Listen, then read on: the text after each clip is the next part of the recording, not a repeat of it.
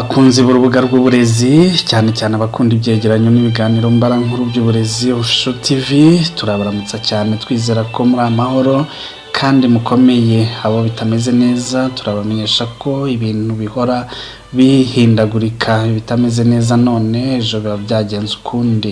Ni ku isi n'ibihe byayo bimera bitemberana na beneyo. Uyu munsi rero tuje twinjira mu isi y'ikoranabuhanga, aho turebera hamwe imibanire ya muntu na AI, Artificial Intelligence, mukeba w'ibihe byose. Byagenze bite kugira ngo umuntu yiremere umukeba? Mu myumvire y'abantu benshi, umuremyi wa mbere ni Imana, niyo yahaye umuntu ishusho y'ubuhanga n'ubushobozi bwo kurema. Mu isezerano rya kera, Imana yaremye isi, irema ibiremwa byose, hanyuma irema umuntu mu ishusho yayo. Ibyo biri mu ntangiriro umutwe wa mbere umurongo wa 27. Uwo muntu yahawe ubushobozi bwo gutekereza, gukora no guhanga. Kuvuga umuntu aba umuremyi muto ushobora gukora ibintu biva mu bitekerezo bye, nko kubaka, gusenya, gushushanya, kuririmba no guhanga ibitekerezo bishya. Icyo yaragamije rero ni ukwigaragaza, kubaho neza no kumenya uko isi ikora, akabasha kugenzura no kuyibyaza umusaruro. Icyo yaragamije rero ni ukwigaragaza, kubaho neza no kumenya uko isi ikora, akabasha kuyigenzura no kuyibyaza umusaruro. Muri make umuntu yatangiye kurema kugira ngo yirinde, abeho kandi harusheho gusobanukirwa n'ibimukikije. Mu mateka y'ubumenyi n'ubukorikori bwa muntu, iyo bihujwe n'uburyo bwa siyansi, umuntu wa mbere wahimbye cyangwa watangiye guhanga ikintu ntitwashobora kumumenya mu mazina, kuko ibyo byabaye mu myaka ibihumbi n'ibihumbi ishize. Ariko abantu ba mbere, Homo habilis, babayeho hafi imyaka miliyoni 2.5 ishize, nibo bakoze ibikoresho bya mbere mu mabuye, stone tools. Icyo gihe umuntu yahimbye inkingi y'ubuhanga bwa muntu, igikoresho. Nibwo bwa mbere umuntu yatekereje ati, nshobora gufata iki gisate cy'amabuye nkagikoresha kugira ngo nkore ikindi. Icyari kigamijwe ni ukurya byoroshye, gutema cyangwa gukata inyama, gucukura ibiribwa, hari kandi kwirinda inyamaswa, kugira ubuzima bworoshye kandi burambye. Uwo munsi niwo wabaye intangiriro y'urugendo rwo guhanga, kugeza naho uyu munsi umuntu yaremye ubwenge bw'ubukorano, Artificial Intelligence, AI. Kuva kera umuntu yabaye ikiremwa gishobora gutekereza no gukanura amaso, akareba kure, akibaza uko yakwigarurira ibimukikije. Yashatse imbaraga ziturutse ku muriro, ku cyuma, kuri mudasobwa n'ibindi. Kandi uko yateraga intambwe, yageragezaga ikintu kimwe cyakunda, akagiheraho, akagerageza ikindi cyangwa uje inyuma ye kikamufasha gutekereza no guhimba ikisumbuye. Muri make umuntu yatangiye guhanga kuva kera cyane. Igihe cyo gufata ibuye akarihindura icyuma, yari atangiye urugendo rwo kwigira ku Mana, akihindura umuremyi. Ariko uwo murongo w'ubuhanga uko wagendaga wiyongera, wamugejeje ku rwego rwo gukora ikintu gishobora gutekereza nka we.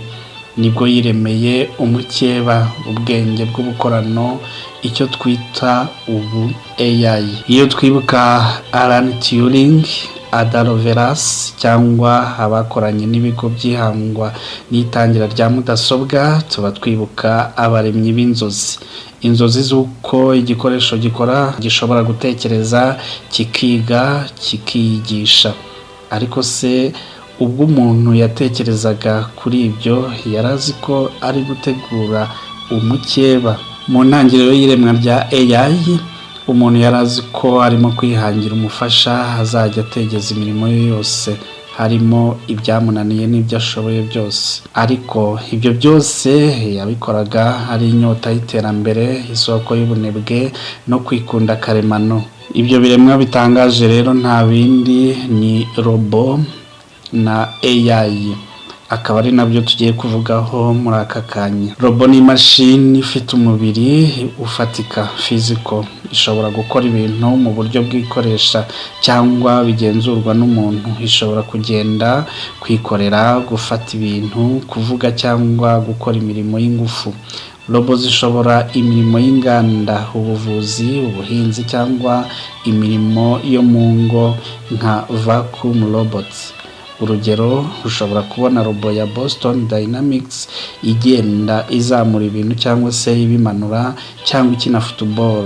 Ni robo kuko ifite umubiri ufatika, ikagira sensa, ikagira moteri n'imiyoboro, ibyo umuntu muzima wese ashobora kuba yagira. AI cyangwa se artificial intelligence ni iki rero?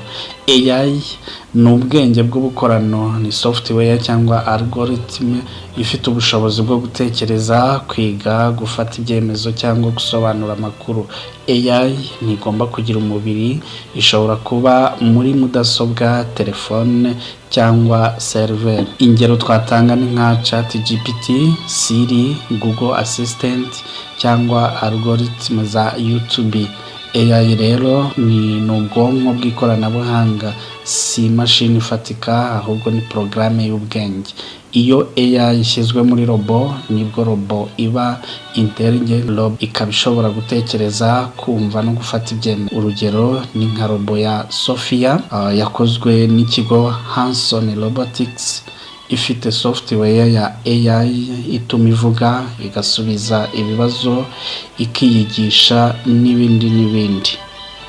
Muri make rero twavuga ko robo hari umubiri cyangwa se imashini, AI ikaba ari nk'ubwonko cyangwa se software, naho robo ifite AI ni nk'umuntu ufite umubiri n'ubwonko bikoranye. Aha rero dufate ko abantu batangiye barema robo nk'imashini zifite umubiri n'imbaraga, ariko igihe bashyizemo ubwenge bw'ubukorano byabaye nk'uko umuntu yaremye umubiri wifitemo ubwonko bushobora gutekereza cyangwa se kwitekerezaho. Nibwo umuntu yahise agira mukeba, ikiremwa kitari umuntu ariko gifite ubwenge hafi kumurusha. Mbere na mbere mu iremwa rya AI yari ifite intego nziza. Umuntu yashakaga koroshya ubuzima, gucungura igihe no gukora byinshi byiza. AI yatangiye gufasha abantu mu kwandika, mu gutegura, mu kuvumbura imiti no gufasha mu by'uburezi. Ariko uko yagendaga ikura, abantu batangiye kubona ko itakiri igikoresho gusa, yari itangiye kumenya n'intangiriro y'ubwigenge. Umuntu yararemwe nawe ararema. Ubu AI ishobora kwandika, gushushanya, gukora indirimbo, gutanga inama.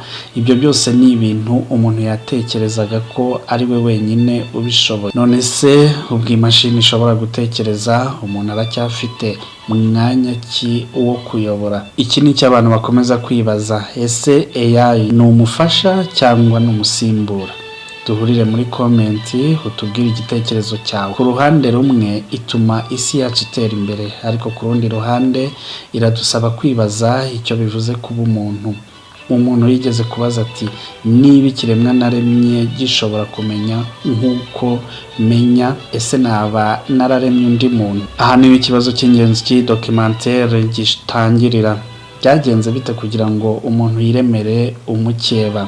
Cyangwa se koko AI si mukeba, ahubwo ni ishusho nshya y'ubwenge bwa muntu ivuguruye mu buryo bwa kode? Hari ababibona nk'intambara, ariko kandi hari n'ababibona ko ari umubano mushya, nk'uko umuntu yahuye n'umuriro cyangwa na mudasobwa bwa mbere.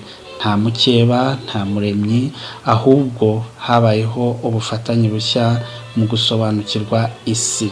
Uyu munsi umuntu n'ubwenge bw'ubukorano barimo gufatanya mu kwiyubakira ejo hazaza. AI iratwigisha, natwe tukayitoza. Iradusimbura muri bimwe, ariko ikadufasha gukora ibirenze ibyo twashoboraga gukora twenyine. Mu by'ukuri umuntu ntabwo yiremeye umukeba, yiremeye indorerwamo imwereka icyo ashoboye n'icyo agomba kuba cyo. Ibiri imbere tubitega amaso. Abazaramba bazabona byinshi, birimo amaherezo y'imibanire y'umuntu na AI, mukeba w'ibihe byose, ariko kandi umufasha n'umufatanyabikorwa w'ejo hazaza. Inshuti bakunzi bacu rero, mukomeze gukurikirana ibyegeranyo mbarankuru byacu kugira ngo mwunguke ubumenyi butandukanye, abataraduha subscribe mubigerageze kugira ngo ibyo dushyize ahagaragara mujye muhita mubibona bwa mbere. Mucyo duhurire muri comment rero mutanga ibitekerezo. Yari inshuti yanyu Fidele. Ciao ciao.